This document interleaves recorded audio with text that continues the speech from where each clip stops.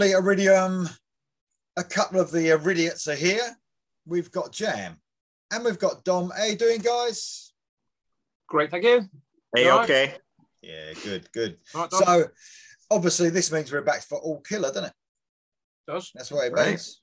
None of this other nonsense. Yes. Back to the important stuff. So, I did notice that on the last video, I didn't actually say the rules. Did you notice? Yeah. I did, but I just figured at some point maybe you don't have to. I don't know. Yeah, you never know. There might be new fans out there somewhere.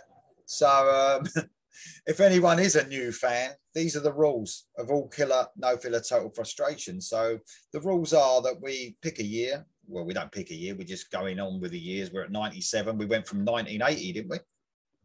96. Around 96. We've been talking about the next year. So yes, I know we are actually 96, but we sort of try and work ahead to see how bad the next year is going to be or how good it is. So we're on 96. I apologize, but we have gone from 1980. And we try and do it once a week. And All Killer, No Filler, Total Frustration. There's a couple of rules. One rule is that we can't repeat an album from that year. So we have to choose a track from an album, but we can't have two tracks from an album. Otherwise, it'd be too fucking easy, wouldn't it? And the worst thing about it is the second rule, which is the track listing has to match the original track listing. It's an absolutely brilliant program. And it sort of gives you the right ump, but makes you happy at the same time. All thanks to Jam. All thanks to Jam. Jam's rules, Jam's game. Yeah. I don't know what Devious mind. Yeah, I don't know what other sick, twisted things he's got up there, but I'm sure, there'll be something. But we've actually come to a year, we've had to cut the tracks down. Now, it's been heading this way. Well, I wouldn't say cut the tracks down because we started with 10. So this is true. We're just back to the regular recipe here. Yeah, but we've been doing 12 for ages. We've been doing 12 for a long time. But yes, you're right. We're back to 10. It's not the best year.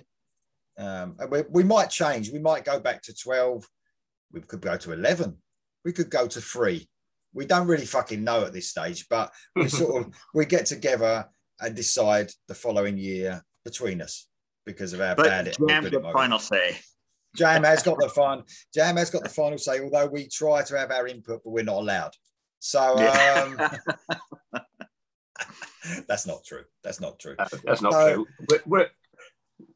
We're democratic, we decide. We are. We're a team, man. Yes. But we're at 1996, and this might be the best year for some people, but for most people, for rock and metal, it was getting a little bit shit at this stage. Most people. But it depends how old you are when you got into metal and all that. So we're at 96 with 10 tracks. And because we're at 1996, that does mean that Jam's going first. It does. Because Evans is Jam and Dominic's Odd. There you go. There you go. So track one, we take it in turns, obviously. What you got, Jam? Track one, 1996, that brilliant year. Yes, well, as we said, not a great year for some people, not for me, definitely. But this was one of the albums, probably, a lot of people say it's probably, if you're into that sort of music, is one of the best albums of the year because it's very well renowned now, and that is Sepultura's album Roots, because they changed the style a little bit and they brought in a lot of tribal Brazilian drums and sounds, although it's obviously still thrash metal, obviously, and the Cavaleiros are still in the band at this point, of course, because it's their, and some people say it's their best album. Yep. I like it. I like the album, and I actually saw them live. Well, not Sepultura's Cavalera Conspiracy, which is obviously the brothers now, and they played this in its entirety. Now I've seen them twice. I can't remember if it was at Donington or if it was at Birmingham Academy. But anyway, one of the two gigs, they played the whole album, so that was quite good. And the first track on it is Roots, Bloody Roots. So that's my pick as track one, which is a great opening track. And from the start, you can hear the tribal sort of drumming and the new sort of sound, but it's still heavy as fuck. So it's a good opening track for me. Roots, Bloody Roots. Cool. Excellent. I've heard that song. It's all right. It's all right for me. It's heavy. That's all I want to say. That's all I want to say on that. Yeah, a little bit. I saw them on this tour on the very first Ozfest which was just a touring thing. It wasn't like it was just like an arena. It wasn't like an all day thing, but they did call it Ozfest, the first one. There were only 4 bands, but Sepultura was doing the Roots, and then Danzig was on when Tommy Victor from Prong was playing guitar for them. Must have been. He still does, doesn't he? Oh, does he? I think so. Yeah, I think he's still guitarist. Yeah. Holy cow! Wow, that's been a long time. Okay, I just thought that Danzig kind of rotated members. I didn't realize he had. No, I think Tommy Victor. He's definitely played on the. I don't know if he played on the very. Well, I think he did. I think he's played on all of the later ones. All right, cool. All right, so there you go. Whatever that 5th Danzig album was, he was promoting that. So that was good, and then Ozzy. Is that right? Cool. Sepultura, saying heavy to kick off 96 for you, mate. Yeah. What you got then, Dom? I'm not that heavy, but I do have one of my rock and roll heroes. He really can't do much wrong, as in my eyes. This is Michael Monroe, formerly from Hanoi Rocks. This is his 3rd album called Peace of Mind, and the song is called Where's the Fire, John. I don't know who John is, but the song is basically Where's the Fire. It's basically how modern society is always rushing to, be bigger, be faster, stronger, got to walk down that pavement really, really fast. Everybody always, if you've ever been in a London subway, you know what he's fucking talking about. Oh, yeah. Yeah, this is his 3rd album. I got to say, I did like Hanoi Rocks, but they weren't like a seminal band for me. But I did recognize how great they were. Man, did they look great. But it wasn't until Michael Monroe hooked up with another one of my favorites, Ginger from Wild Hearts. They, they made a record about 10 years ago. And that was fantastic. And he's been on a great roll. The last 4 albums have just been always in my top 5 of the year. So I went back and got some of these older albums a few years ago, because a lot of these weren't released in the States and were released on smaller labels and released in Finland first, and then couldn't get a hold of them and all this kind of stuff. So all of these are readily available now. They're all on Spotify and everything, and they're all just fantastic. But this track especially, I like a lot of different music, obviously, that. A lot of music that I don't even talk about on this channel. But if you cut me open, this is the kind of music I love. It's like punk-influenced rock and roll with a very kind of attitude-y vocal, maybe a kind of a Stonesy riff, but put through kind of like a glam. That's just my ultimate favorite. And if there's a cowbell, even better. Yeah, great stuff. Michael Monroe, you really can't go wrong with any of his records, I don't think, but especially the last 4, which we'll be talking about, are just stellar. Cool. Excellent, mate. Well, my first track, my list in general consists of, and this was like last year, and it's probably going to be going forward for a couple of years, some stuff that I knew at the time, some stuff that I like the bands, but I've had to visit the catalogue, stuff that I didn't know, but I know I like the bands because I just didn't listen to that album at the time. Or some of it could be just literally anything. It's just like I've had to do, like I said, a bit of work on this one, which is fine. That's all right, Jam. I don't mind. But but yeah, so it consists of a lot. This first one, didn't hear the album at the time, but I did hear it a few years ago. It's not exactly Sepultura either, but it's Journey. So so the album's Trial by Fire. Now this was the return, well, not the return of Steve Perry, because I think this was the next album after Raised on Radio. I'm not sure. I don't think they made any music. No. It was just a big gap. I think there was a massive gap from the last album. Then the different vocalists came after this. And they were doing other things, like Neil was doing Bad English, obviously. Yeah. And Steve Perry had that love of ancient medicine or whatever that album was called. Exactly. So, just while we're here, I don't know, it's not on this list, but Michael Sweet worked on a cranberry farm. What? What? Was it a cranberry farm? Yeah. Just to get that out of the way. There were no broccoli trees involved. No, exactly right. That's that done.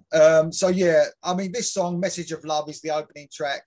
it's pure Journey, probably not so much the early 80s Journey, more like the Raised on Radio type Journey all across this album, really. It's a long album.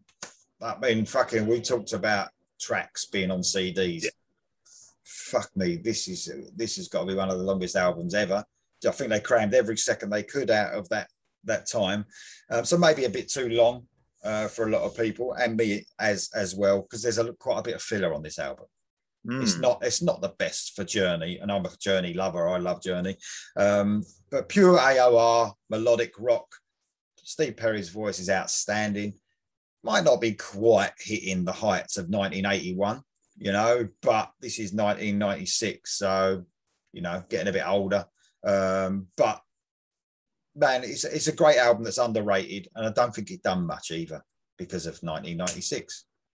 But I think they've got better albums actually a little bit further on, which we'll be talking about with different vocalists. Some really good ones. So Message of Love is my track one, bit of AOR to start with. Cool.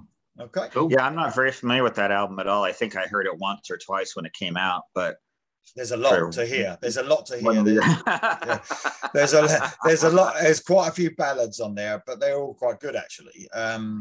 But there's some they experiment a little bit with other music, and I don't like it when Journey do. I want them to stick to the AOR stuff for me. Don't stretch out whatsoever. Just fucking... No, exactly. Do as you're fucking told. Anyway, track two, guys. What you got, Jam?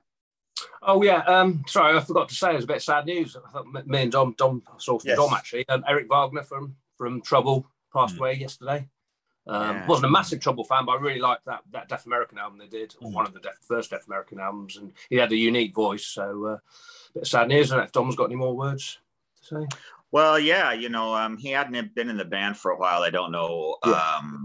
They have a different singer at the moment, but he actually went on and had a trouble sounding band called The Skull, which was the name of one of their records. So he was still doing it, but yeah, apparently it's COVID related pneumonia or something. So don't know if he had any pre-existing conditions. Normally a death would kind of suggest that he had something else going on, but yeah, too bad. I would have liked to see a reunion at some point, but maybe if that wasn't going to happen anyway. So yeah, rest in peace, as one of their songs is called. Yeah, I didn't know the band itself, but yeah, always said when any musician dies, I don't think he wanted to have the jab apparently, but it's everyone's choice, isn't it? But there you go. Yeah, there you go. Right. Okay. Track two, I'm going to Rage Against the Machine's Evil Empire album. For me, I don't know if they perhaps missed their time. They went and missed their time. The first album was massive, but it's a few years later now, and I'm not sure how popular it was. I think it's still fairly popular at this point, but for me, it didn't grab me the same as the first album. In fact, none of their albums after this did. This is the odd song. I think, like a lot of bands, you could perhaps put, for me anyway, a lot of the other following up albums, you could perhaps put all the best songs together for one decent album. But certainly this song, Bulls on Parade, track two, is the standout moment of this, and great video and brilliant when you see him play it live. I've seen Rage Against the Machine. I think I saw him back in the day. I don't think I've seen him since. They haven't played over here much. No. I wanted to go to that free one they did the other year when they got to number one, but didn't get tickets, unfortunately. But I have seen him. And Bulls on Parade is always a live highlight, and great song. Yeah, love it. Great song, mate. Good one. Okay. Dom? That's me. Okay, so here's a band, again, that I didn't hear at the time, but I got one of their more recent albums maybe 5 years ago or so and loved it. So went back and researched. This is a band called Ten. They are on Frontiers. Yeah, Frontiers at the moment. But this is their first album, and it's called X. But 3 months later, they had released their second album. Fucking hell, that's unusual. I guess it took them. I guess it took them a while to get signed, and this first one had been in the can for so long that they had already had all the material and everything for the second one. So they got a new label deal, and they just went ahead and released a second run. The second one's called In the Name of the Rose, but this one's called X, and the song's called After the Love Is Gone. And boy, I love this band. They are probably AOR-ish, but they have other things going on as well. Maybe a little bit of proggy. I really like this band because I love his voice. It's not your typical AOR kind of soaring. He sings in kind of a lower register, so it gives everything a different feel. Maybe a more kind of epic, almost gothy feel at times. But I just think it's great, his voice with the music, which is very melodic. But man, they've got some terrific stuff, and they'll be back on through the years for sure. But yeah, this is where it all started, After the Love Is Gone from X10. Not that I want to know your list altogether, but you could actually have two albums, two songs from the same band this year. Have you got that? I guess, but I don't think I'd do that. You could have. If you were desperate, you could. Yeah. For the first time that would have happened. But I like to get as many, mentions as I can of artists that need a mention, So there you go. And if you haven't heard them, man, check them out. Fantastic. It's really weird. They had an album out a few years ago, and I know this is totally like a weird thing to say, where I used to live. And there was a guy, obviously, used to drive around. He had a promotional car for that album, and it had the album cover over the car. This was about oh god, well, now it must have been about 12-13 years ago, but their album that was out at that time, I don't know if it was somebody in the band lived there. It was someone in the band, or they just, I don't know, but usually you see other things being advertised on cars. It actually had the album cover on the whole car, which was yeah, I know. Yeah, that's weird, wild. I wish you would have knocked on their window and said, "What the hell is going on with this?" Exactly. Yeah. I want to know more about this tin car. I know. See, I'm still thinking about it now. I was like, "What the fuck was that all about?" Anyway, okay. I'm going to, for my track 2, I'm going to Zakk Wylde, and we did mention that. I think I mentioned Pride and Glory. It might have been last year or the year before. This is from the Book of Shadows album, which is probably known of some of his best work, I suppose. By the way, Zakk Wylde's the Black Label site got a new song out, and it's pretty good. Yes. Oh, cool. Just to let you guys know, just in case you wanted to check that out. No, none of that screeching in it or anything like that, but one of the best guitar solos I've heard for a long time. Are you doing it? You've done a thing on it, have you? Yeah, they'll be uploading it later. So the guitar solo is just needs to be listened to for the guitar solo alone. It really does. Absolutely amazing. Anyway, back to 1996. So this is called Sold My Soul from Book of Shadows. And this is one I've had to give myself a little reminder because I couldn't remember much off of the album, although I'd heard it before. Starts off very mellow, then goes into that real southern stuff that he was doing, especially back then. And I've written down amazing solo here as well, because I mean, there ain't often he don't do a good solo, is there? Do you know what I mean? I mean, it is. So sometimes I do have to check myself because when he started, I was like, wow, this kid is fucking amazing. I remember seeing him on No Rest for the Wicked, his first tour. And boy, that was one of the best arena solos I've ever seen. Normally they're really boring, and that was just amazing. But we kind of get, then he started the whole biker thing, and he's got a whole lot of baggage with him, and you sometimes forget what a great guitar player he is. Yeah, I mean, in this new one, going back to that again, there's a dual lead, like twin lead bit.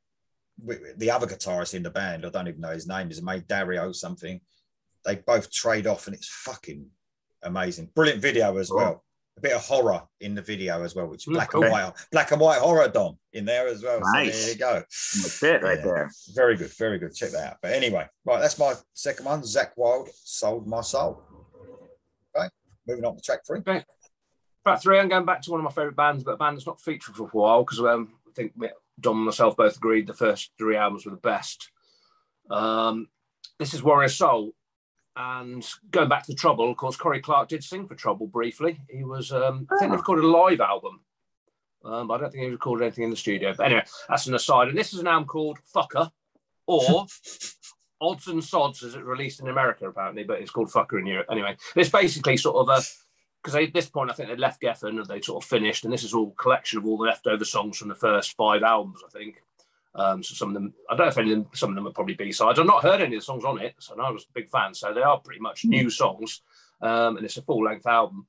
And this is the third song, obviously, called Punk Rock and Roll, and it's absolutely brilliant. It's fast. You can imagine punky. It's definitely got sound of Drugs, God and the New Republic from it. That time, which their second album, has definitely got that as well. Like punk. There's a song on there that's similar, but yes, it's called Punk Rock and Roll. It's a fast song. Great. It's properly produced, this album. It sounds like a studio album. If you didn't know it was a collection of leftover songs, then you wouldn't know. But this is a great song. Have you heard this album, Dom? Have you not? Did you I ever get haven't, it? no, but it sounds fucking great. So I'm going to have to check this out. Fucker. Yeah. You could say that as much as you want. Yeah, it doesn't matter. I can, yeah. I love this fucker. I might even listen to that fucker. You never know. You never know. Great name for an album. I love that. It is, yeah. And I say Warrior Soul will probably feature again, because they did it's Curry Clark on his own now, but they did they've done some modern stuff now, so they might feature later in the 2000s when we get there. But this is probably the last time for a while. So here we go. Cool, excellent one, mate. Right, where you got, Dom? You fucker. All right, number 3 is sorry. You fucker. What you got? Yeah, what do you got, fucker? All right, number 3 is the mighty Motorhead. Still giving it some. This is their 13th album, Overnight Sensation. Very strong in their catalog. I think I mentioned Bastards a couple years ago as being one of their highlights of their vast catalog, and this is another Overnight Sensation. The other two of the past 30 years that I can wholeheartedly recommend. But this song is called I Don't Believe a Word. It's a slower one for them, but damn, it's great. I used to do this thing before I found you guys. I used to do this thing, top 10 singles of whatever bands. And it's not songs. It's actually songs that were released as singles, commercially released singles. And this featured really high. This was like number 3 or something on my top 10 singles. Just a great tune. I think you might even like this, Lee. It's fairly melodic. I mean, you still got Lemmy's voice, but it's well constructed, and it's as I said, it's a slower paced one, but terrific song. So yeah, Motorhead still making some of their best music in 1996. Cool. Who knew? Well, I mean, I do like some Motorhead stuff, but I know you do. I haven't heard loads of it, but brings back a lot of memories, and probably some of the first music I listened to when I was young. Yeah. No, great. Cheers, mate. Right, my number 3. Going to some heavy shit now. I'm sure Dom might have something off of this. I'm not sure if you might have as well, Jam. Pantera, Drag the Waters, from the Great Southern Trendkill. So, I mean, this album itself is fucking heavy. It's probably one of the heaviest in their catalogue, I would say. I think they really went a bit fucking mad on this one. Probably not one of my favourites. I did prefer Far Beyond Driven, and the one before that, which I can't fucking remember the name of right now. Vulgar Display of Power. Thank you very much. But I mean, this was one of the more, if you could say it as a mellower track, I don't know, but it's a slower track. But it's very sludgy. I've written down dirty, so fucking heavy. Probably one of my favourite Pantera songs, actually, because it's in that zone of what I like from Pantera. Because it sounds like Down, that's why. Yeah, and he was obviously, Phil Anselmo was fully into the Down thing now, so it was probably crossing over. The name of the album, The Great Southern Trendkill. I'm sure the fucking Confederate guitar was out by now, so proper Southern stuff. But love Drag the Waters. Brilliant vocal from Phil Anselmo. Sounds proper fucking menacing on this. So yep, that's my number 3, Pantera, Drag the Waters. Cool. Okay. Number 4, guys. 4, I'm going to one of the big boys, and that's Metallica from their Load album. And it's the song Until It Sleeps, which is one off, but well, it is my favourite song probably on the album, because I think I prefer the album after this to Load, which we won't mention at the moment. I think the whole album is too long. It was Metallica had to do something different at this point in their career. We all know it's not thrash metal anymore, but I think afterwards, a lot of people slagged these 2 albums off a little bit. but there's still some good stuff on there. But they're both too long. There's too many songs on there, and a lot of the songs are, for me, aren't particularly good. Once again, it's another one you could probably amalgamate into one album. This one and the next one come in. But this song, Until It Sleeps, is very good. It's a sort of a mellow song anyway. No, that's it, really. Yeah, I mean, most people have heard it. There's a video for it. It was one of the singles, I think. It's just some great vocals, I think, by James, and that's it, really. They almost went a bit bluesy at this, bluesy, heavy almost rock, wouldn't they, sort of thing. Yeah. But lovely album cover artwork on there. I know on it on this one. Is this the one with the blood and spunk on it? Yeah, probably. Yeah, That's the one. Blood and spunk. I think it's James's blood and Lars's spunk. I think they mixed them all together. Oh dear. very nice indeed. What a fault that is. They're the ones that made the fucking album cover. Don't get mad at me. Brilliant. Yeah, weird, that a bit fucking weird, but I actually liked that album at the time. Really? Yeah, at the time I did.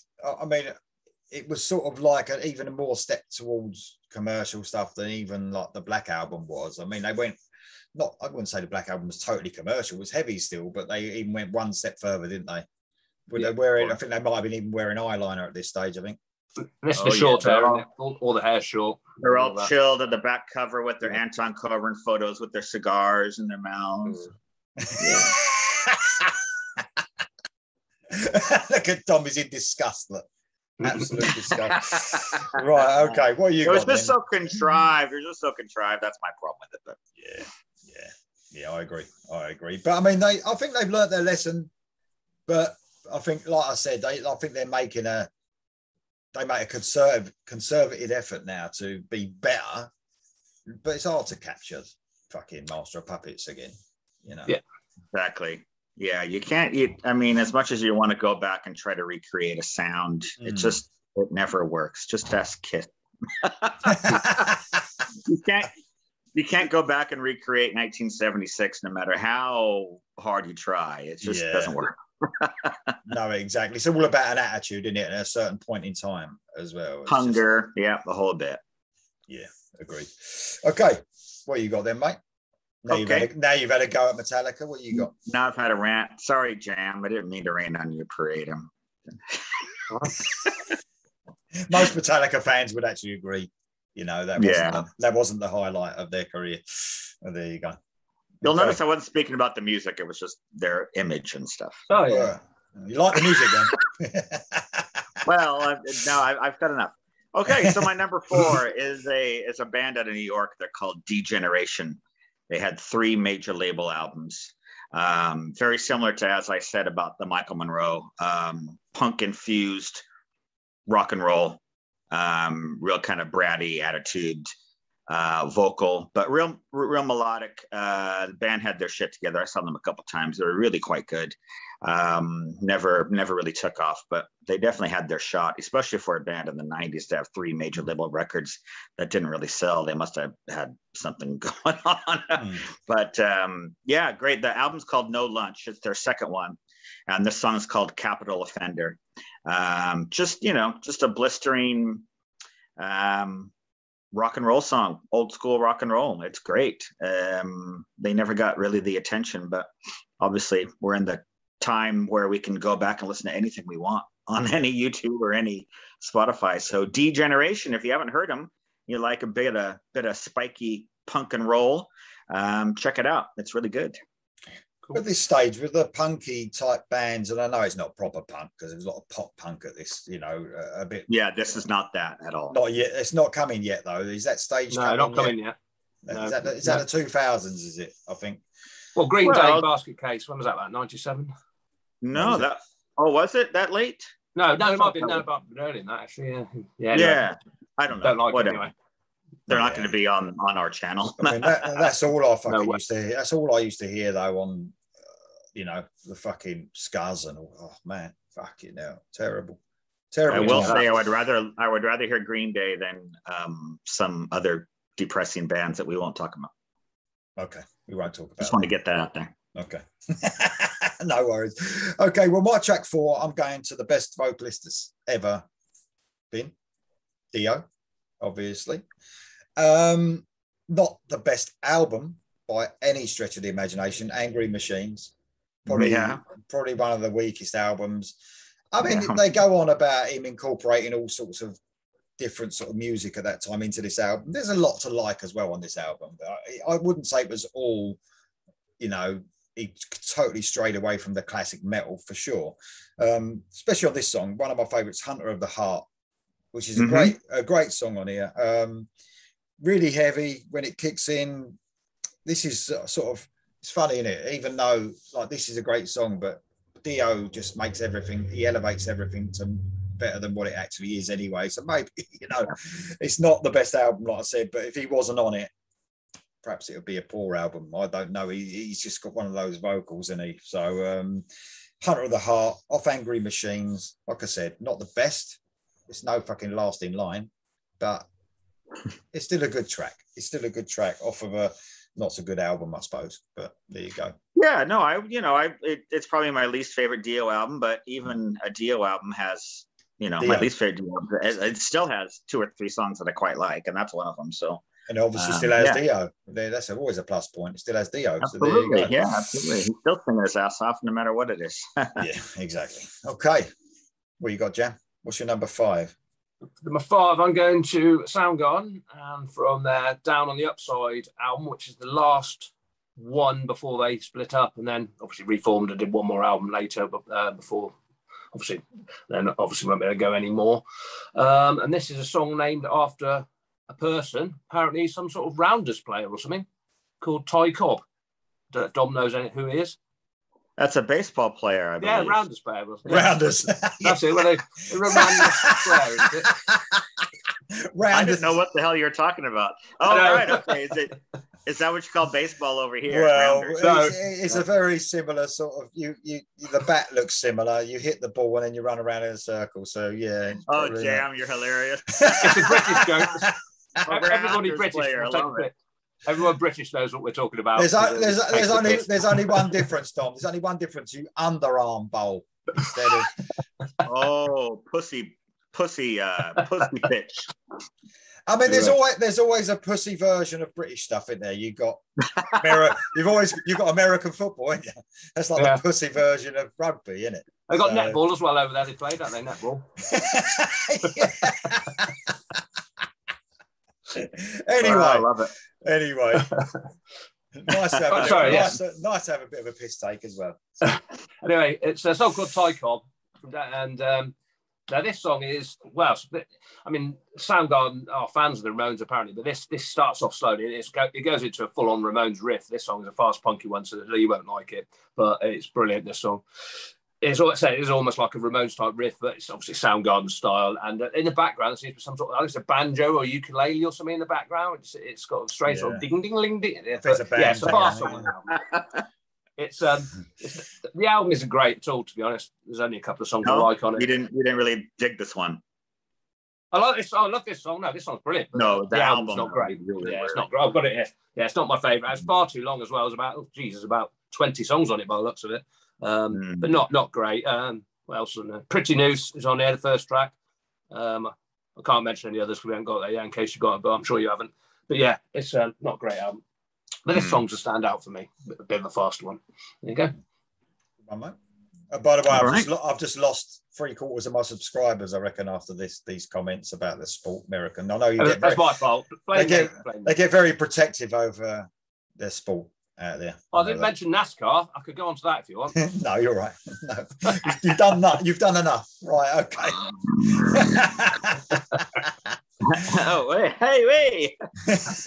Right. What you got then, Don? What's your number 5, mate? Can you imagine watching cars just go around and around in a circle? Oh yeah. Well, I don't like motorsport anyway.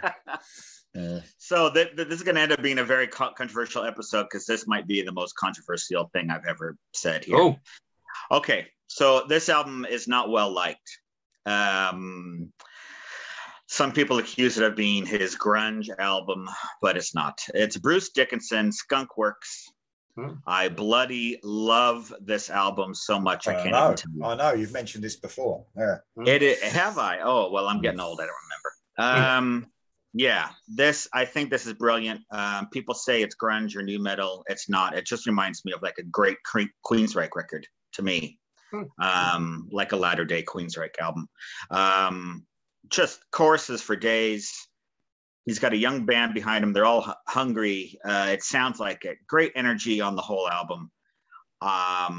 Just fantastic. I think it's definitely worth a reappraisal if people haven't heard it since '96, without any of that press and anything saying that, you know, he went alternative or whatever. It is a fresh sound for him, but it's just a different kind of metal. But it's not. And he's quite proud. Apparently, he's really proud of this album. But I mean, he seems like an honest guy, Bruce Dickinson. But that is the sort of thing that artists would say about their poorest received album, that they're really proud of that album. And not always, though. Sometimes. Not always, because a lot of because a lot of artists, I hate when they do that, when they release something that isn't very popular. And it may be a fan's favorite record, but then 5 years later they go, oh, we really didn't know. Because it wasn't successful. They say that, you know, it was a crap album. You know, well, Kiss Music from the Elders is a perfect example of that, you know, an album that people love and they just talk shit about it all the time. But anyway, so that's nice that he likes it and he appreciates it. You know, it was kind of confusing because people didn't know if the band was called Skunk Works. I think he did call the band Skunk Works at one point. So, you know, it's 1996. People are taking chances. But if you just listen to the album and listen to the music and his great vocal performance on here, I really think that there's a lot that is to offer that maybe it wasn't so long ago. Okay. Good, mate. Thanks for that. Yeah. Right. Okay. My track 5 is something I had to. This is another research I had to do for this one. So I knew of this band. I've heard a couple of songs, not many, but I knew that I could find something on this album, and that's something called Brazen Abbot. I don't know if you've heard of this band. All right, there you go. It's classic rock. It is real, like late 70s, early 80s classic rock. What is, I don't think this is the debut album, but on the debut album, apparently, because I was reading up a little bit about it, he was recording it, this guy, and it's sort of like a solo project, if you like. He's the guitarist, and he wanted to use one singer, but he ended up using a couple because one dropped out, and then he used 2 or 3 singers because of the way it worked out for his first album, and then he liked the way it turned out, and it was quite well received, I think, the first album, so he used different singers for the rest of his projects. And this song is called Wake Up Everybody from the Eye of the Storm album.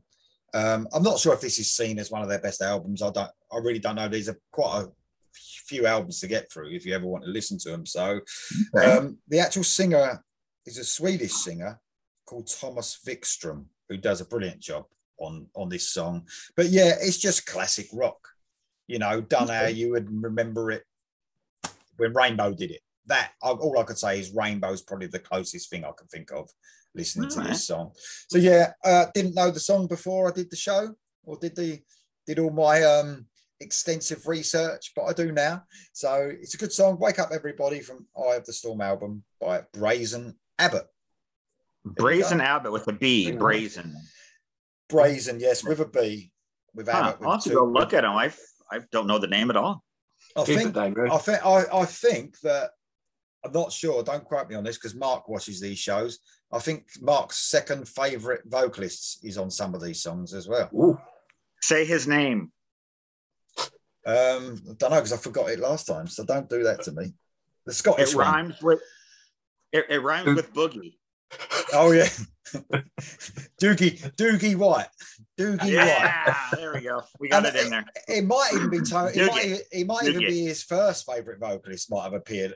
It's either one of them. I know they've appeared on some of these songs. So there you go. It's the sort of stuff they would appear on. You know, Rainbow, early Black Sabbath. Stuff, that sort of stuff. So Brazen Abbot, singers like Mark Bowles and all them that were singing for all these projects back in the day when they couldn't get work. You know, I mean, they're 90s, so they were on like Yngwie albums and all these kind of projects.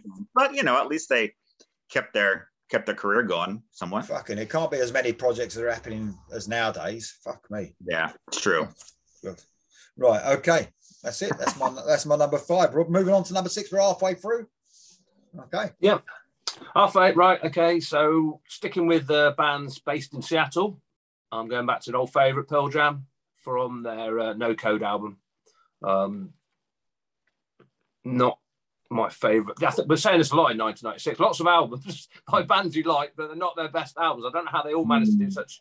I mean, maybe they're trying to do something different. Although I know Code's not particularly any different for Pearl Jam, but there's not that many songs on there I really listen to and like these days. But this one, Off He Goes, is probably the best track on the album, so it's worked out quite well for me.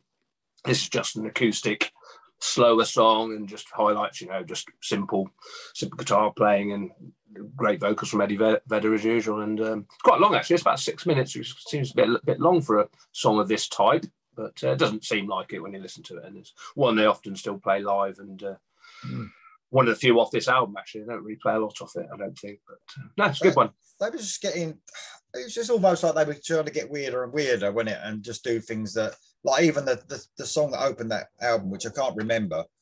Yeah. It's just sometimes is it something like that.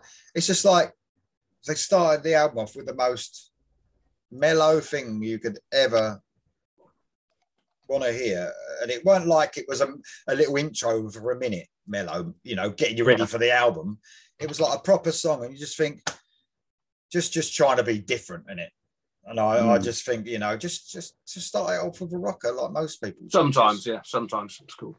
And it's just one of the, I don't know, that song, obviously, Jam. It's just like nothing really happens in it. And you just think, then it goes into a song, I think, which is the second song, which is like, that should be the fucking opener. But it's just like, we're out there. We're trying to be Neil Young. Whatever. But I quite like some of the album. But there's some good stuff on it, but not. There's a few songs I won't mention yet. But like we said, it ain't no 10, is it? That was just fucking amazing album. But there you go. Right. Okay. What you got, Doc? Pearl Jam. Okay. To completely switch gears here. I'm with the recently reunited Merciful Fate.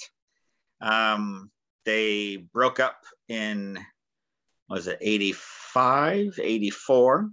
But in the 90s, they got back together and did, I think, 4 albums.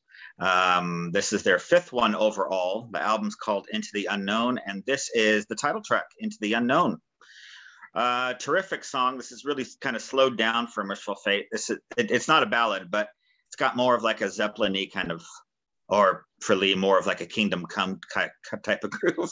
Yeah, I know what you mean. Because if I say Zeppelin, you're going to tune out. But if I say it's got a Kingdom Come type groove, it can be all, like Kingdom Come type groove. All right, cool. That sounds terrible. That sounds terrible, doesn't it? The band that sounds, it got so much stick for sounding like Zeppelin. I don't like Zeppelin, but I like Kingdom Come. That just sounds fucking weird. This is why I gave you a personal recommendation here, because it's got a Kingdom Come type riff. But they were still making really quality. The guitar work for this band, man, the 2 guitar players from Merciful Fate are just fantastic. And I think they're kind of overlooked because of King Diamond's unique vocal style and his presence, obviously. But man, they are just a twin guitar attack. So some of the best out there. So there you go. Merciful Fate, Into the Shadows. Into the Unknown. Cool. Cheers, mate. Well, I'm going, my track 6 is probably my favourite song on my list, I reckon. Easily. Good. So, Iced Earth. So, I mean, it's nice that a band at that time was releasing true, like for me, metal. You know what I mean? It's just, there was so much going on at that time. Metal. Yeah, I mean, they never really strayed from what they were. But it's a song from the Dark Saga album. At this stage, they were probably, it's no way commercial, but they were trying to bring some hooks more into their songs, I suppose, than the previous album.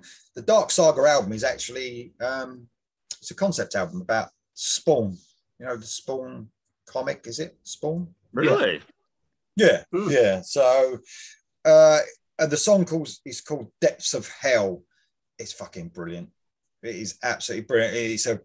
It's got everything I want. It's a sort of slow to medium pace song, but it's heavy as fuck. Matt Barlow's singing is just menacing in this song. It is just brilliant. This is a proper, your head's like fucking going when you're listening to this. It's sort of weirdly catchy, but weirdly heavy at the same time. It's fucking excellent. if you're going to listen to any Iced Earth songs, Depths of Hell. There you go. Brilliant. And it doesn't. Go on, sorry, mate. Is that singer the most prevalent vocalist in Iced Earth? Because I know they've gone through lots of singers. Is he on the most albums? Yeah, he was there. It's really weird. Their first 2 albums were 2 different vocalists. Like they both come and went. Then Matt Barlow was there for quite a few years, quite a few albums. He came back for 1 album, and in between you had what's his name? Ripper. Tim Ripper Owens. Yeah, and the new, well, not new anymore, is he? Because he's gone and all, because the band ain't there no more. But Stu Block. Yeah. It's actually Stu Block that was probably my favourite vocalist, because he could do everything that every singer that had been with him could do. But yeah, he's got a really strong voice though, that Matt Barlow. And it's really strange because he's even got, even though he's not a Kiss fan, he's even got, sometimes he sounds like Paul Stanley when he hits certain notes. So it's right. Really, how do we know strange. He's not a Kiss fan? I think he's because they bought a covers album out and there was a Kiss song on there, and because his voice sometimes really sounds like it, I suppose he was asked the question, you must be a Kiss fan. Like, no, it's just he sings that way, but other times he sounds nothing like it. He's just weird. Sometimes he hits certain notes. He sounds like Paul Stanley. Strange, but yeah, Depths of Hell, so heavy, so brilliant at the same time. Okay, that's my number 6, guys. Okay. Cool. All right, Jam. Number 7, I'm going for Stone Temple Pilots' 3rd album and a Strange Name song on a Strange Name album. So the album's called Tiny Music Sings from the Vatican Gift Shop, and the song is called Tripping on a Hole in a Paper Heart. So there you go. Good crap, that's yeah, it's the 3rd album. It's okay. Once again, we're saying not my favourite one. I think they did 4, didn't they? I think before they split up the first time, or he left. So this is the 3rd of the 4th. Might be wrong. And there's some fairly good tracks on here. Some of they play live still. I've seen him. I saw him with Scott once play. And that was quite late when they did that Reformed album. And this is a fan favourite. They always play, and it's a bit of an upbeat song. And a good rock. It's not quite as heavy as the Core Days, I don't think, from the first album, but it fits in more with the Purple album, I think, that sort of sound. Is this the I am, I said I'm not scared and I'm not for sale. Is that the song? Yeah. It is, yeah. I'm glad you sang the lyrics, because I was going to say I can't quite make out what he sings in the chorus, but it's quite catchy. All right. I'm not sure what he's actually saying. I just know that I don't think, does he even say tripping on a whatever and a whatever? I don't think so. No, not in that one. No. I know you're to sing the chorus. I know you're a fan of this album, Dom. So it might come up on this list. I don't know, but I know you like this album, don't you? I think for their career, this is the one that I like the most, especially that Big Bang Baby song. I think it's just amazing. See, I've got this is the album. No word of a lie. When you could go and buy an album on CD and then you could take it back because you didn't like it, or you said someone else had it. You could do that at that point. I've tried to buy. I think I bought this album 3 times and took it back 3 times because I kept hearing how good it was from people saying, that's a hidden gem. You don't know. I just couldn't. I think it was the Beatlesque melodies running through the album that put me off. The B word. Yes, exactly. What you got then, Dom? Speaking of the B word, this is another one of my favorite bands. Just consistent release, great records. This is similar to Jam's pick, where it's kind of an odds and sods album, but it's basically tracks they started in the studio for various albums and then went back and layered it with vocals and guitar, whatever they need to do. Enough's Enough. Their 6th album called Peach Fuzz. This song is Make Believe, and boy, Donny Vai is just one of my favorite songwriters, man.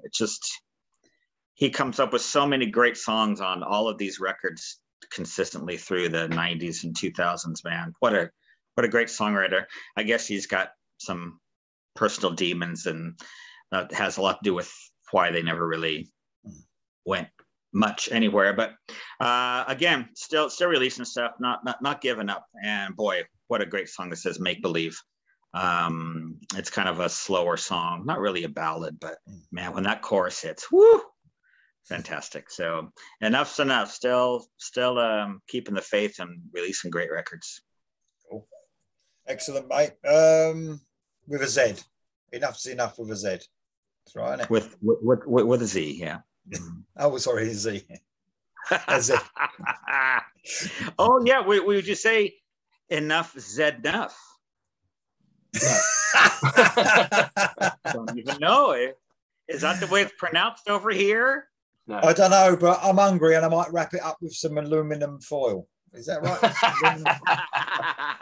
Anyway, it's brilliant. You get like fucking lessons on this program as well as these great lists. Anyway, okay, right. I'm going to an album that Jam's already spoken about, Soundgarden's album, Down on the Upside. I actually liked this album. I didn't like it as much as the previous album, which was Super Unknown. But I did like it at the time. I thought it was a good album. It's probably my second favourite Soundgarden album. Whoa. Yeah, I thought it was really cool. It was a little bit, I'd say they was a little bit more commercial than Super Unknown, even though that was like heading that way. But I've chosen the single on it, which is Burden in My Hand. It's a great song. It sort of even has probably appeals to me. It's got a bit of a southern sound on this, isn't it? Sort of a southern sounding sort of song.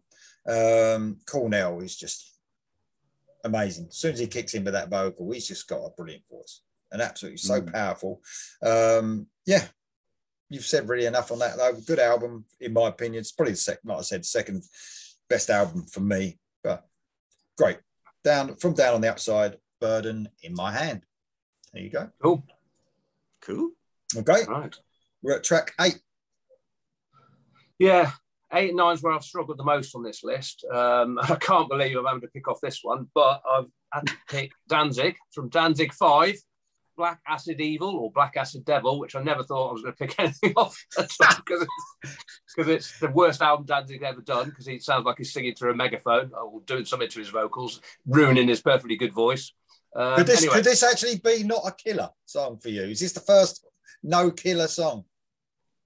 Well, I'm going to talk about 2 songs. Hopefully, Dom hasn't got it, because there's 2 versions of this album. And one version is Hand of Doom, which is a cover of Black Sabbath at track 8. I don't have anything from Danzig 5 on my album. That's fine then, yeah. So track 8 is on most versions is Hand of Doom, which is a Black Sabbath cover, which is perfectly okay. It's obviously nowhere near as good as the original, or Come to Silver, which is the only decent song on the album.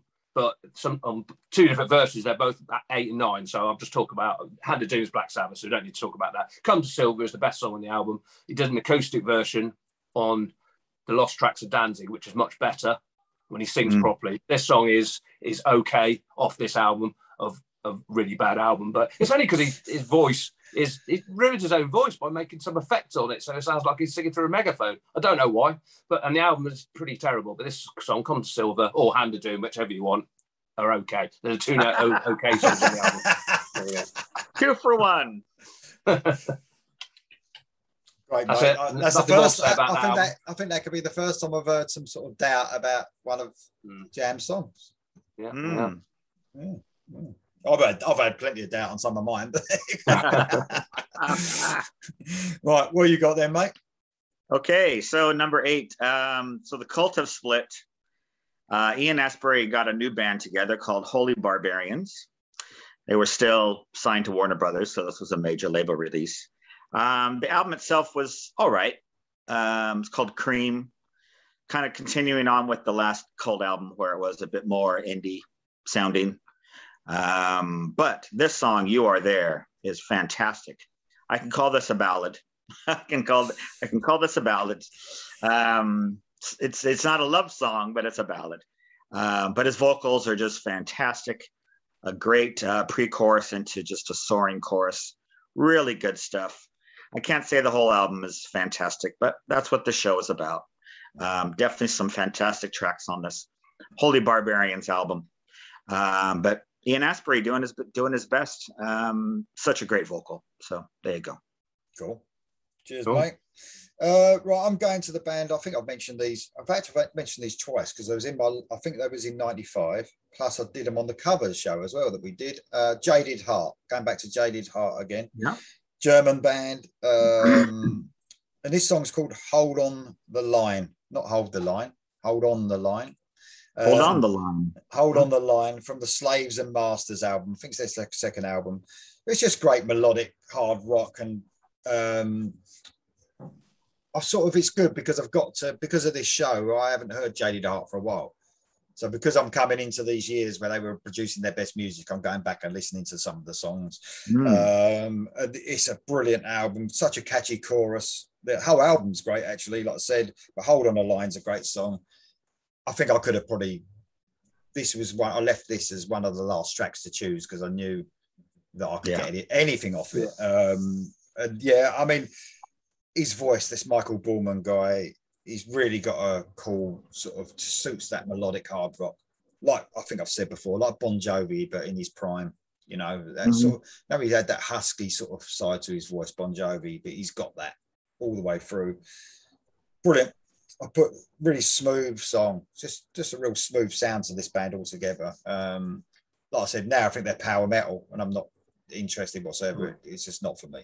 But not all power metal, by the way. I'm not having to dig at power metal, but this band were, as their best, they were at their AOR melodic hard rock side. So yeah, there you go. Jaded Heart, Hold on the Line. Okay, right on. Cool. Right, track 9. Track 9. Okay, I'm going to an album we talked about, and that's Pantera from the Great British Trainkill. And another one I know Lee's on about, it's been a really heavy album. The Great British Trainkill. Oh, sorry, yeah. Great. I know what I was. I sort of thought we said something, and I was like, "That's a good name for an album." That's better, isn't it? I like that. Yeah, it is better. Yeah. Excellent. Okay. Sorry, go ahead, Jim. Right, sorry, the song is Floods, which is, I'd say, Lee says it's a really heavy album. This is another one that's a bit of a slow one. Isn't heavy. Well, it is heavy, but not heavy for Pantera. Very slow song. He seems to have some sort of vocal effect on him a little bit on this singing, and it's really sort of mellow for about first 3 minutes. Then a big chunky riff comes in, and for a bit it goes back to a bit mellow, and then a big epic, obviously Dimebag solo comes in. It's just got a cool feel to it. It's not a song I knew particularly well. I've had to refresh a little bit. I was struggling on 9, but it's definitely one I looked at first. I thought, from the album, I knew I quite liked it. Definitely one I wanted to put on there when I was struggling for a 9. And quite a cool song. I mean, it's a slower one on the album again, like Drag the Waters. I think some of the problem on that album, I was just thinking about this. I mean, it's a great album, and it's really heavy, but they perfected for me their sound on the album before. I've spoken about the production on that and the guitar sound. So on that Far Beyond Driven, that's my favorite guitar sound on any album ever. It's the heaviest thing I've ever fucking heard. I wish they'd sort of kept with that. That sort of made that album even better. I think if they had that sound on this album, if anything, it felt less heavy in a weird way, and just not. I think the bass maybe have been down a bit on this album. It didn't have the oomph that Far Beyond Driven had, but still some great songs on it, though. Really great songs. Okay, cool. Okay. Well, I want to commend the both of you because I don't have Flood, but from my least favorite Pantera album, you two have picked probably my 2 favorite songs off there. So. Well done, guys. Okay, so number 9 for me is a band that Jam mentioned quite a few years ago. This is the Four Horsemen with their long-awaited second album. I think it was actually recorded a couple of years before it actually got released. I think they're trying to get a major deal and didn't, so they just released it independently. But I was saying it's not on Deaf American anymore. It's not, no, and it's not Rick Rubin production either. But they kept their thing together, and it's really good album. I could recommend it. The album's called "Getting Pretty Good at Barely Getting By," and the song is called "Back in Business," and it's got all that singer's attitude that he had on the first album. Very AC/DC-ish riffs, meat and potatoes, rock and roll, but it's quite good. It's definitely get your head bopping. So the Four Horsemen, if you heard the first album and you were a fan of it or wanted to know that they did make a second album quite a few years later, but the quality's still up there. So yeah, check it out if you like. Cool. Cheers, mate. Okay, my track 9. You've had them on your list already, Jam. Rage Against the Machine, and I've chosen The Wind Below. So off of Evil Empire, obviously. So I mean, the thing is, I quite like the album, and it is the poorest album for me that they done. I in fact love the couple after this, not as much as the debut, but this for me was the poorest album. Even production wise, it sounded a bit flat. It took quite a while to do it as well for them days. I think it was a few years, like from I think it was 92, wasn't it, the first album? So 4 years was a long time back then for a band to bring another album out, and it was a bit of a letdown, although there were some great tracks on it. But The Wind Below, by no means is the best Rage Against the Machine song. By no way is the best song on the album, but I like it. It's okay. I mean, I could have had other songs, but that would have fucked my list up completely. And so I've had to have The Wind Below. So for me, it's a good Rage Against the Machine track. I wouldn't, say it's one of their best by far, but it's good. It's their usual experimental guitar bits, and heaviness in the chorus. It's that Rage Against the Machine sound that no other band can do. But The Wind Below is my number 9, guys. Okay. The last track 10. Track 10. Right on. Oh dear, right. Could be slightly contentious, and Dom's going to look at me quizzically when I say the band. It's the Wild Hearts, and it's from. well, I had to now because he said it. Yeah, it's from an album that Dom had in 1994, and that's Fishing for Luckies. Okay. And this album is a bit. What happened was it was released in 1994, as Dom correctly said, and it had about 6 tracks on it. And then in 1995, it was released unofficially, and the band weren't happy with a couple more tracks on it. And then in 1996, it was officially released with a lot more tracks. For more Luckies. Exactly, Fishing for More Luckies. And there's various versions, as always, of this. But I've gone with the UK vinyl release. And this song is definitely a 1996 song because it's called 29 Times the Pain, 1996, which is classic. Is a re-recording of their song, which I'm not sure. I think it must have been the B-side to one of the early singles from probably Earth vs. the Wild Hearts. Not sure, but I don't think it's much different from the original. Maybe it's better production or something. When they see them play it live, which they do often, and it's one of their best songs, which is weird when it's such a sort of obscure song on. It's not on any of the albums, if you like. It sounds exactly like 29 Times the Pain 96 does. So it's the proper version, if you like, and it's a fan favourite. Don't always play it, they play it quite often. And it's Wild Hearts are a strange band. You'll go and see them, they could play a full set, and 5 or 6 of them songs probably aren't any of their main albums because they just have these songs that they like to play that from EPs or B-sides or whatever. But 29 Times the Pain is a classic, as Dom will, I'm sure, will agree. There you go. Yeah, last time I saw them, they closed with it, which was my last gig before the pandemic. Right. Them and Backyard Babies. Oh, what a bill that was. Oh. Shot my load. I must admit, it doesn't get me aroused much, that bill. But there you go. Hey, that's all right. All to our own. It's only rock and roll. Yes, exactly. Yeah. Right. Great choice, Jam. Track 10, Dom. I wasn't thinking about doing that album, but you're right. Fishing for More Luckies is a different animal, so it can definitely be included. Okay, my number 10, I'm closing with, speaking of death to false metal, Manowar. Whoa! Yep.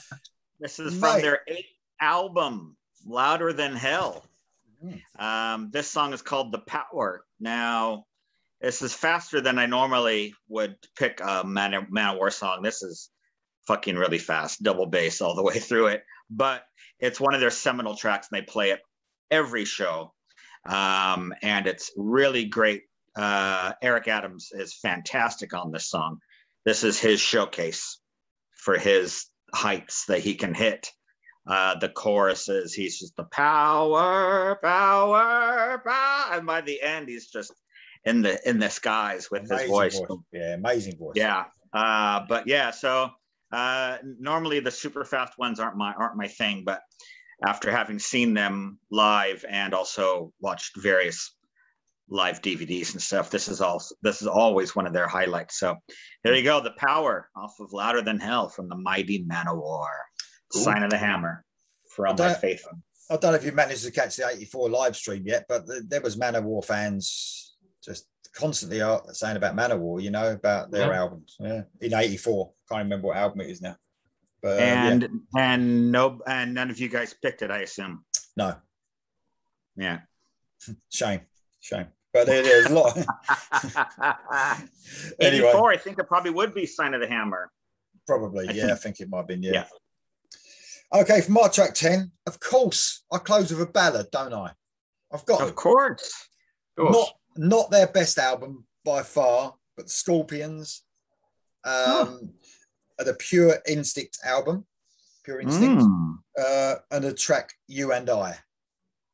Oh yeah, I remember that. Quite a nice ballad for them. I mean, look, so they did probably some of my favourite ballads ever in the 80s. Always Somewhere, Still Loving You, absolutely superb song. But this is still great. It's not a brilliant album. It's not one of their best. You know, they've gone past that stage by then, but it's still a really great song. I think this was probably maybe one of the best songs on the album. I think they were still good at that ballad, you know. Yeah. I think it was the rockier songs, they weren't so inventive. I think this was a single as well, You and I. I think it was. Yeah. Your only chance to get any sort of radio play was with a ballad. But they did they still had the Scorpion sound at this stage, and obviously there was another album, I think we've mentioned that before on another show, which was where they totally went off rail. I think Eye to Eye, wasn't it? The album Eye to Eye or something, which didn't even sound like them, but they still had the Scorpion sound, this album. You and I is a great ballad, so check that out if you haven't heard it before. That's our list done, guys, because we've only got 10. Yeah. I don't know how many honourable mentions you're going to have. Not many. I haven't got many. So we'll obviously go to Jam first if he has got any. Yeah, I'm just going to mention a few albums. Not many at all, but Annihilator did Refresh the Demons. It's got a couple of good songs on it. Ultra Paranoia, Sink Kill, that's quite good. Yeah, not one of their better ones, but not bad. Def Leppard did Slang. Is slated off a lot. I think I've heard some songs of it. It seems all right. It's not classic Def Leppard, but I don't think it deserves as much hate as it gets. Helloween did Time of the Oath. Good album. Couldn't find anything off it I wanted to put on there. Opeth did their second album, Morning Rise. Still death metal at this point, or pretty heavy. It was starting to get a bit more proggy, but it's only got 5 songs on it or something. So obviously long ones, and I couldn't get anything off that.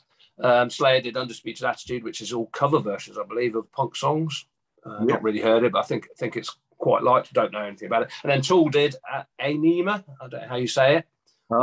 Once again, not a massive Tool fan. There's probably some stuff I could have picked if I'm really struggling, but I didn't, and that's it. Cool. Ask poll most hard rock metaler fans, and that would probably be number 1 for 1996. Tool. Oh, without a doubt. If there's any, I don't think there'll be many Tool fans watching this, but if they have, you're their enemy at the moment, Jam, because you didn't choose the whole album. They're very. You can't. You're not allowed. Well, none of us did. They're very protective. The most protective fans I know, without a doubt. They are well loved. Yes, well loved. Yes, they are. Yeah. Okay. Yeah, I'm just going to mention a few. Let's see. What do I got? Oh, I do want to mention there was a new Iron Maiden track this year. They released their Best of the Beast album, and they had a new track called Virus, which was a single. Yes. Awful. Pretty good song, but it really is kind of a Lost Maiden song. Sorry? Sorry, it's one with Blaze, isn't it? I actually hate this song. I heard it once. I couldn't believe what I was hearing. I thought it's absolutely terrible. So there you go. Sorry. There's an Iron Maiden track you may not know, and it was on their best of. Yeah. Okay. What else? Yeah, we got Slayer, Undisputed Attitude. It was all punk covers, and most of the songs were under 2 minutes. but there's some decent stuff. They had, I think, 2 originals on there as well. Yngwie Malmsteen had a covers album that I don't really like either thing very much, Yngwie or covers, but but this was really good. It's called Inspiration. He does some really great stuff. There's an old Scorpions track called Sails of Sharon. From or one of those. Really, really great. And then Corrosion of Conformity, Wise Blood, which was the follow-up to Deliverance that we talked about. That still had some good tracks on it. And the only thing I'll mention is Merciful Fate. I already had on my list, but King Diamond also had a new album this year. So if you were a fan of King Diamond, man, you had 2 albums in 1 year. So that's good. But that's it. Well, some of mine, because I actually originally got 12 tracks together. I mean, my 10 tracks weren't that good. My 12 tracks was even worse. So I was happy. I was happy when we went down to 10. There was a couple that I originally had on. One was Bruce Dickinson off of Skunk Works. So I originally had him at track 12, Inner Space, which I quite like. Great. Yeah. Cool riff as well. I mean, Dickinson sounds great on it. So I had that. You've already mentioned Def Leppard Slang. I mean, I didn't actually go into the album to find out if I liked anything. It's not one that I listen to a lot. I listened to it to get our Def Leppard tracks together, but I wouldn't go and listen to it if I didn't have to, if that makes any sense. I haven't actually heard the Halloween Time of the Oath album, but I had it on my list to look at just in case I couldn't find one. So they had one out, like you said. And the Metallica Load album, I had that written down, but didn't have to go. I was thinking, I don't really want to choose anything off of that. And I ended up not having to. What else have I got here? Stan Bush had an album out, but I haven't heard that one either. So these are albums that really I had on my list, like my 1997 ones that I've got that I haven't heard before, that I know I'm going to have to actually, listen to for the first time. So that's it. That's all mine. In fact, for the 97 ones, if you're interested, I only know I've heard about 5 of the albums. I've got a list of about 20. Where were you in 97? 97 strong for me, really good. So I know we'll discuss in a minute, won't we? So. Yeah, I mean, there's bands that I love. This is another one. There's bands that I love, but I never listened to them albums. So there you go. Did you just put on Scuzz every now and then, and that was the extent of your listening in 1997? I don't know what the fuck I was doing. I was probably a different sort of person back then, but there you go. The dark years. Yes, for sure. But, yeah. Well, we certainly like you the way you are now. Thanks, mate. Thanks for that. I'm glad you've crawled out of the swamp. I have. I'm happy. Drag the waters and all that. Listen, guys, it was great. It's really, I'm finding it actually more interesting because of the difficulty in it. Almost is making it very interesting. And I never used to look ahead because it was so easy. I could just think, all right, I'll do that. We're doing the video Monday. I'll look on Sunday afternoon, or have a look. I'll sort my list out then in the 80s. But now I'm not having to get ahead of myself. So I'm already going to start working on 97. Already started. So, all right, guys. Thanks for joining me as usual. And a lot of people joining in still, putting their lists at the bottom. Thanks for that. Love it, man. Keep it coming. So great. Yeah, so it's great. So obviously, again, some lists, please. And we're grateful to hear any new suggestions that we haven't heard before. Mm-hmm. Dom and Jan would definitely listen to them. So. Yeah. And Lee, he means well. Yes, I do it occasionally. So thanks, guys. Thanks so much for coming. I'll see you next week. Yeah. All right. Cheers, guys. See you soon. Bye-bye.